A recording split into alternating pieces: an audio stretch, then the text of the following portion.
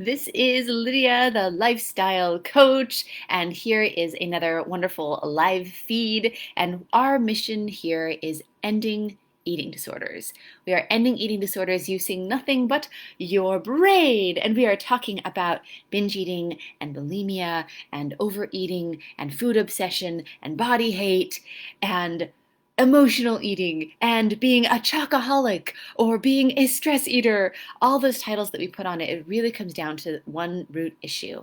And when we talk about really ending these problems using nothing but your brain, we're talking about ending them all the way. So you're not managing your struggle with food.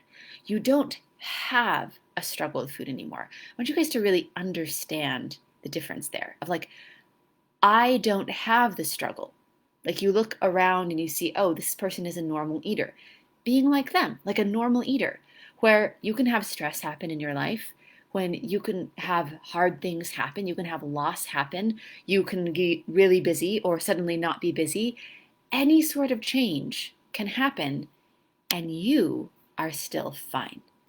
And that is a really big deal thing. You're still okay because you don't have that connection anymore. Anything can happen around you and you don't go to food. Think of all of the people in the world that horrible, stressful, traumatic things happen, and not once does it occur to them to go and eat an entire container of peanut butter. That just makes no sense to that person. And that's exactly what our clients get to enjoy every day, is it doesn't make sense to them either. And it used to, nothing else made sense but to do that. Like they were running for the peanut butter. But now it's like, oh, okay, like I'm just going to deal with this thing going on.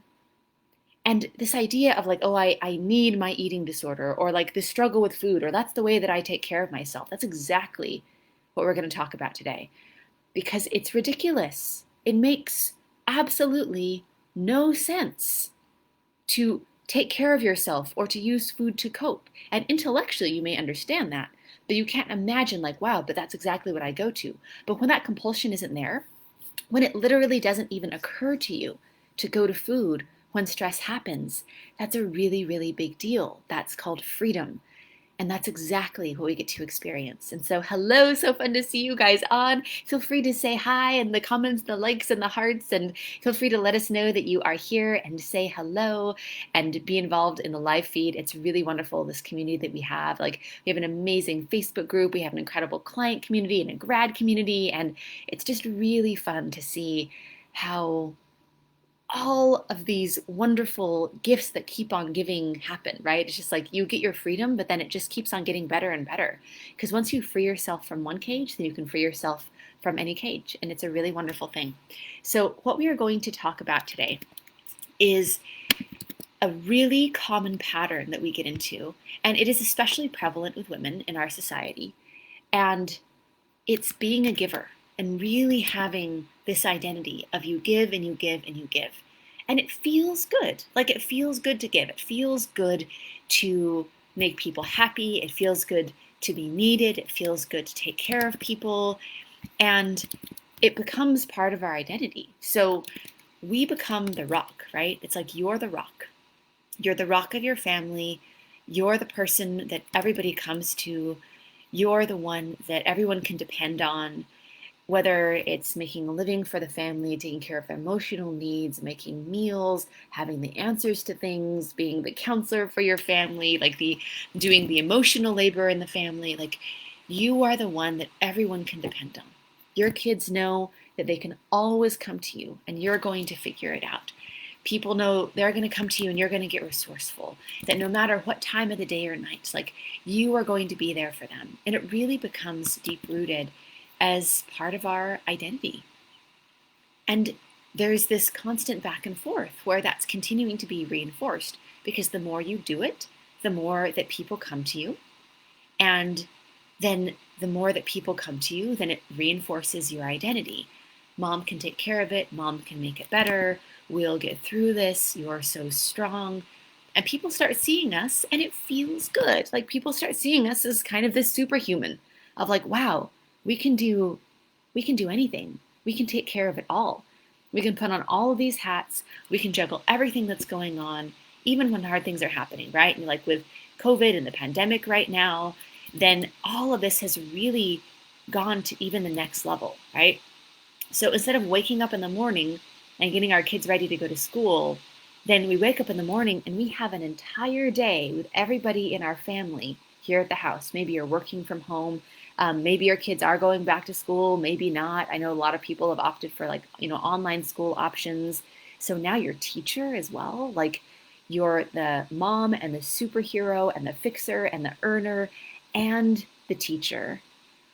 And instead of prepping lunches and taking care of dinner, now it's like all throughout. Like the household wakes up and you're the one that's probably up before anyone else because you need to do everything, right? And instead of just taking care of your own food needs, which were already a struggle because you're thinking about food all day long and you're planning it, it's not just for you, it's for your entire family. So now, mom, I want a snack. And now you're figuring out a snack.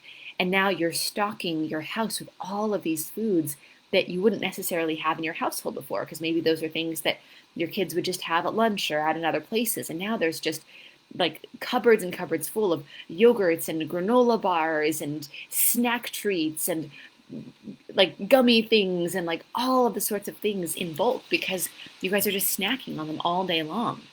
And you're trying to keep some semblance of, okay, well, we need to eat healthy, but then they also need snacks, and then I need to not eat those snacks. Then what am I doing eating those snacks? And then people are sort of snacking out of boredom, so they're going back and back into the kitchen, and you're the one that is corralling it all, right? Like you are not just in charge of your own brain around food, which is already a challenge, but now you've got all of these other people and patterns and food and meals and now school and now emotions. But you know what? You'll always make it happen. Like you are the one that you know that everybody can depend on. And even though your job description as a woman or a mother or a partner or an employee has 10x'd in the last little while, you're still doing it. But this is what happens, is that we get up in the morning and there are our needs and there are other people's needs. And when those two things come up against each other, our needs always lose. I'm a giver. I'm a doer. I can get it done. If you need me, I'm there. Which means our needs are still there, but they're now always up against somebody else's needs. And they always get taken care of first. Okay, I'm hungry, you're hungry, I'll make you some food. I'm tired, you're tired, I'll put you down for a nap. I'm sad, you're sad, tell me how you're feeling. And so our needs keep on getting pushed off more and more and more. And other people's needs are taken care of. And our identity, again, is reinforced more and more is we can make it happen. We're a doer. But we take care of everyone else and then we get what's left over. And what's left over is a few minutes late at night once everyone else is in bed. And then what do we do? What do we do when everyone else is in bed and we have those few moments? Well, I'm hungry and I'm tired and I'm taking care of everyone else and I feel depleted and I feel deprived. Well, I deserve a snack. I deserve to go and have something. And so we go to the cupboard and we go back and back and back. And it's all driven by like, I deserve this and I put everyone else's needs before my own. And now that everyone else is in bed, nobody can see this. And this is my time. This is my time. And hi, Kim. So fun to see you on. She's saying such important info. It's a new day and women could easily feel even more overwhelmed. Thank you. Yeah, absolutely. Like there is this incredible uptick of overwhelm with women in households. And I also want to put this here, like I want to acknowledge and know that you are seen and loved, that because of the pandemic, a lot of times we had a dynamic where women were either working or they were at home with kids, and husbands in that dynamic were out working. And now that more husbands are home, domestic violence has gone up a lot during the pandemic. And so I am so sorry, and it is not right, and it is not okay, and it is not fair if you are dealing with that, where you're not only in the overwhelm of taking care of everyone, but actually trying to defend yourself either physically or emotionally from someone abusive that you are trapped with. And please, know that there is help and there is hope and there are great organizations, and that you're not alone in that. I just wanted to acknowledge that. Like, the level of overwhelm for some women is at an unbearable sort of point. And what happens is that we're taking care of so many other people that we put ourselves last.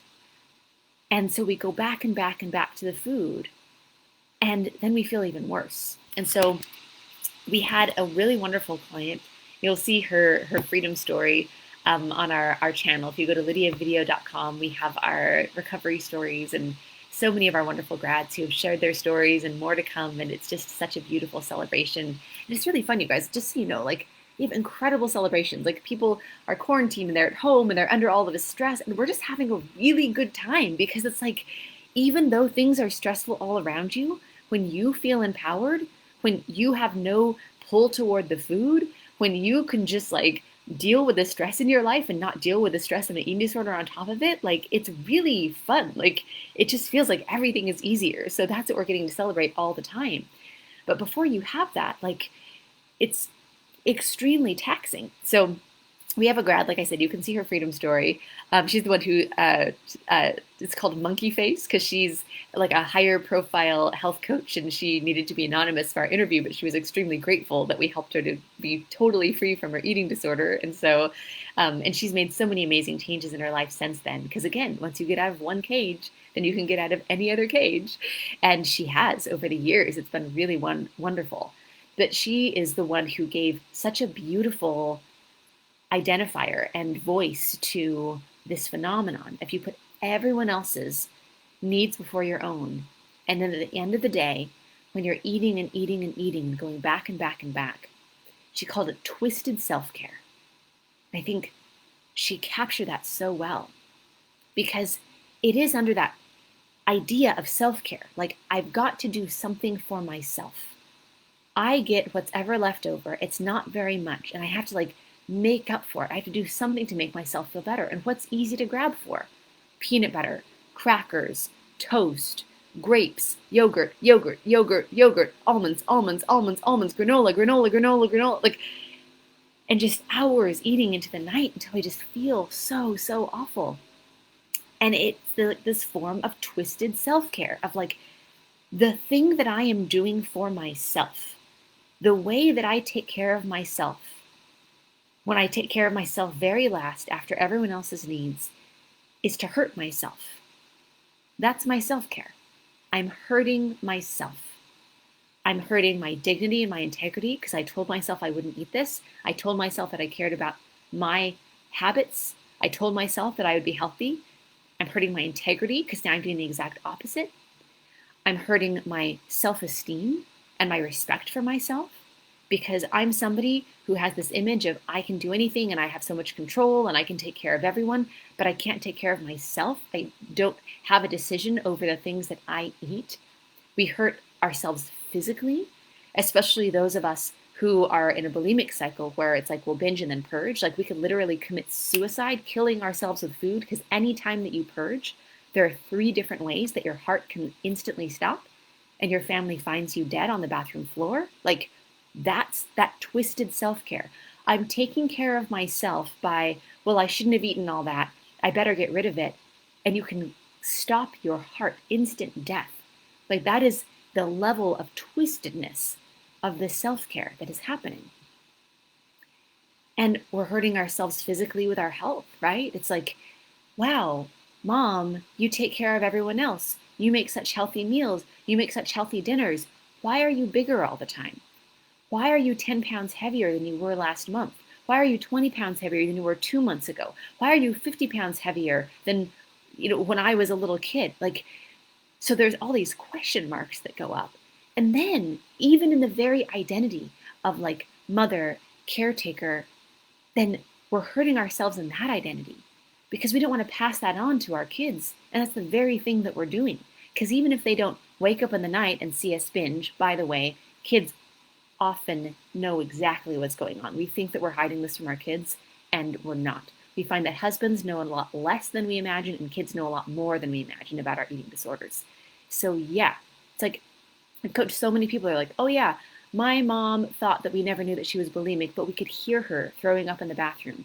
My mom thought that we never knew that she was a binge eater, but we saw her binge. We saw the garbage in the outside garbage can in the garage that she thought that none of us could see. Oh yeah, my mom thought that none of us knew that she struggled with food, but she was heavier and heavier all the time, and then she was managing diabetes. It's like, we're not dumb. Like, we know what was happening with our mom. And now, what's the hardest thing is I'm on the same track as my mom. Like, this is what we hear all the time. I know my mom struggled with food. I don't want to be like my mom. I don't want to be in my 60s or my 80s still obsessing about food and body. That was the thing that I hated most. I swore I would never be like my mother that way. And here I am, exactly like my mother. Here I am with the exact same struggles. That's what we hear all the time. So that twisted self-care gets passed on generation to generation. And we're perpetuating that. So we're hurting ourselves in all these different ways. This self-care becomes hurting yourself, which of course is not okay. And here's one of the hardest things about it, is there is only so long that you can put off taking care of yourself. Nobody gets out of this world alive without at some point either having this kill them or turning something around. And it's heartbreaking, but this is what we see all the time. I have put everyone else's needs before my own for 60 years. And now it's all catching up to me. Now, because of all this extra weight that I've put on myself, I have so much pain in my knees that I can't play with my grandkids. The very thing that I was putting everyone else's needs before my own so that I could do was enjoy my retirement and enjoy my grandkids. Now I can't because of how I've treated myself with food all of this time. Or, this is something we see all the time. I have been so independent. I have given to everyone else. And now I'm facing having a conversation with my kids of, do they hire someone to take care of me now that I need help going to the bathroom and taking a shower, now that I have diabetes, now that I'm losing my eyesight? Do I put my kids out $40,000 a year for them? I'm wanting them. I'm giving so much to them. I want them to start their families. They have families to take care of, but now I'm a huge financial burden on my family because they either have to hire someone or they need to put me in a home. That inside, I have all of this vibrancy and all of this like desire to be with my grandkids and to be active, but outside, my body is not cooperating because of this twisted self-care that has happened for 60 years. This is the end of the story, you guys. You put everyone else's needs before your own for 60 years. And then you become what you're most afraid of, is being a burden on everyone else, where you can't give anything. You can't get up. You don't have energy. You don't have your health. You are a money pit of medical bills. And you look at your life and you're terrified about that. But now you're seeing that all of the giving that you did your whole life just resulted in other people being forced to give to you in such a strenuous way that it ends up being in resentment. This is another heartbreaking thing that we see in families. Mom, why didn't you take care of yourself? Mom, why didn't you ever do what made you happy? Mom, why didn't you keep yourself healthy? Mom, it's not okay that you used me as an excuse to not take care of yourself.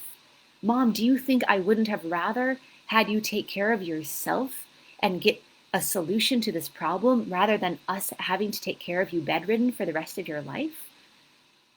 Mom, it's not okay with me. Mom, it's not all right that now my grandkids don't get to play with you. My kids don't get to play with you, your grandkids, because you didn't take care of yourself. All of the things that we tell ourselves is, well, I need to take care of them first. I need to put their needs before my own. Well, I'll take care of me after I take care of them. it doesn't result in praise and thanks so much. Thanks so much, Mom, for burning yourself out, for giving yourself diabetes. I would much rather you be sick, you spend the last 30 years of your life in pain, because at least I got my sandwiches made on time. At least I knew that you would never say no. Said no child ever. Everyone that loves you wants you to take care of yourself. This is a huge mistake that we make. Love is not killing ourselves to help the people that we love. Love is taking care of ourselves because that's what we deserve. We deserve help just as much as the people around us deserve help. That twisted self-care at the end of the day is not self-care. It's a punishment. It's pain. It's suffering. So here's the solution. Here's what has to happen right now today. Is you make a decision. You draw that line in the sand and you say, it is never a better time than right now, and this is only going to get harder to take care of me. And you start saying no to people. And you start showing. Let's look at this dynamic. What if we showed our daughters how much they are worth by showing them that we have worth? What if instead of, I will sacrifice so that I can give to you, it's, I'm going to show you that it's worth sacrificing to give to yourself? What if we said, oh, I'm just going to prop my children up and make sure that they had a better life than I did? What if we turned into, I'm going to show my children by example what it's like to give yourself a great life? And the biggest issue here is that you've got to be able to take care of yourself and put yourself first. We've seen so many women saying, wow, I wish I would have fixed this issue with food 40 years ago. But I didn't feel like I was deserving of taking care of myself until I was facing this killing me, until I was facing health risks. Oh, and now that I'm in $100,000 of medical debt, then I can't even afford what I need to fix this problem. I wish I would have decided on this 40 years ago, but the fact is that you didn't. All you have is today. You can't do anything about the past, but you can do something about the future. And today will just become the same pattern unless you choose to make it different. And we don't always know how to do that, but you do know how to make the choice. That's why we're here. That's why we do what we do, is we know exactly how to get you free from this. So you don't have an eating disorder anymore.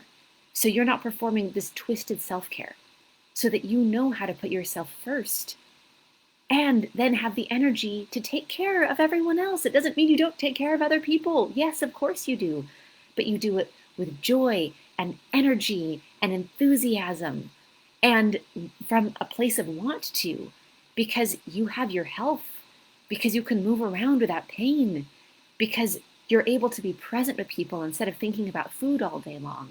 Like, this is the joy of what gets to happen when you're free. And so one of the most beautiful acts of self-care is when we have women show up on our calendar that say, you know what? I couldn't find an hour for myself for this last year. And I finally said, enough is enough. I deserve an hour of my time, especially if it can help me to be free from this problem of food for the rest of my life. Why have I put it off so long? Don't put it off any longer. You deserve this time. And there will always be an excuse in your mind. Oh, well, my kids need me. They're going back to school right now. Oh, well, this isn't a good week because we have family in town. Oh, well, it's like, it's not a good time because it's like we're having some stress right now in our family. Oh, well, that's never going away. It's never going away. You are always going to have people to take care of. You are always going to have things that are inconvenient. But there will be a time where your indecision turns into decision. And you don't have a decision to be able to walk again, or you don't have a decision to get your voice back, or you don't have a decision to get your ability to see back, or you don't have a decision to reverse the things that are ailing you right now. You got a knee replacement. You're not going back and getting your original knees. Like, you've got to end this right now. because decisions will keep on being made for you. Irreversible damage will keep on happening. So that's why it's got to be now. So you draw that line in the sand. And this is what that self-care looks like. I am going to get the help that I need. I'm going to set aside this hour. I am going to guard that hour. And no matter what somebody else needs, sure, there are like emergencies, but an emergency isn't, hey, mom, will you drive me here last minute because I want to go and meet up with my friend?